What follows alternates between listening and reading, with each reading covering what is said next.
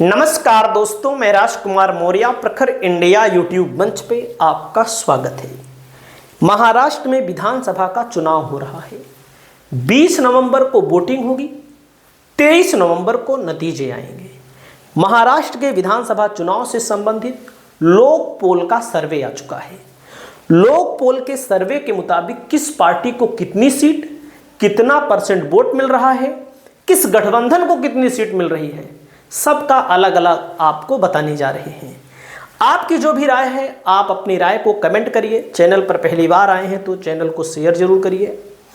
अब आप देखिए, यहाँ के जो मुख्य चेहरे हैं, यही बड़े चेहरे हैं। उद्धव ठाकरे हैं, शिंदे हैं, एनसीपी अजित पवार, एनसीपी शरद पवार, राहुल गांधी की पार्टी है बीजेपी, यही मुख्य चेहरे हैं बड़े। और दोस्तों, जो आया है लोक पोल का सर्वे, इस सर्वे के मुताबिक महायुति को 115 से 128 सीट यहाँ बताया जा रहा है। हम नहीं कह रहे हैं, बहुत सारे लोग कमेंट करने आते हैं यहाँ, कहते हैं तुम बीजेपी को ही हराते रहते हो।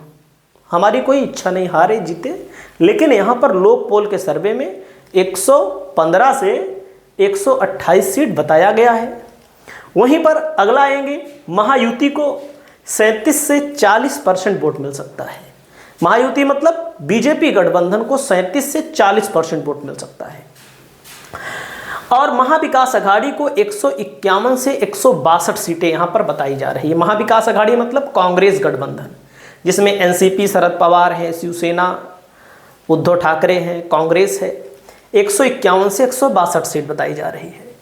महाविकास अघाड़ी को 43 से 46% वोट मिल सकता है, देख सकते हैं।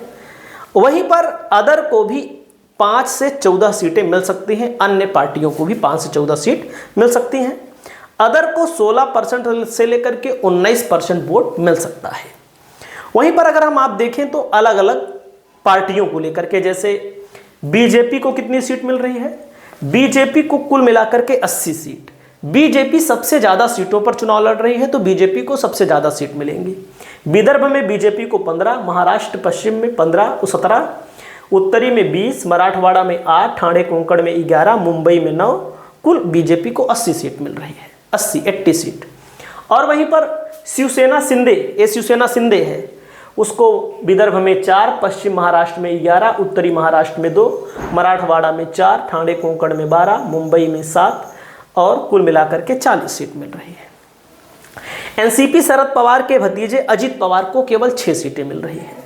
कांग्रेस को 63 सीटें मिल रही हैं। एनसीपी शरद पवार को 33 सीटें मिल रही हैं और शिवसेना उद्धव ठाकरे को 57 सीटें मिल रही हैं। अन्य को भी यहाँ पर 9 सीटें मिल सकती हैं।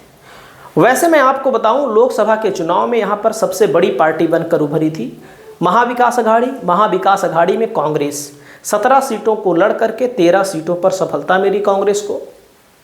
और बीजेपी जो है, बीजेपी को 28 सीटों पर लड़ी थी, केवल 9 सांसद जीते थे। तो लोकसभा के चुनाव से ही अगर आप थोड़ा आकलन करें कि दुगने का अंतर लगभग है। जैसे बीजेपी केवल 17 सीटों पर जीती है, उसमें एक सीट तो 48 वोटों से जीती है बीजेपी गठबंधन, और इंडिया गठबंधन 31 सीटों को जीता है। 31 सीटों को, मतलब कि 17 और 31 का बहुत बड़ा अंतराल है। आपकी क्या राय है? आप अपनी राय को बताइएगा। नमस्कार।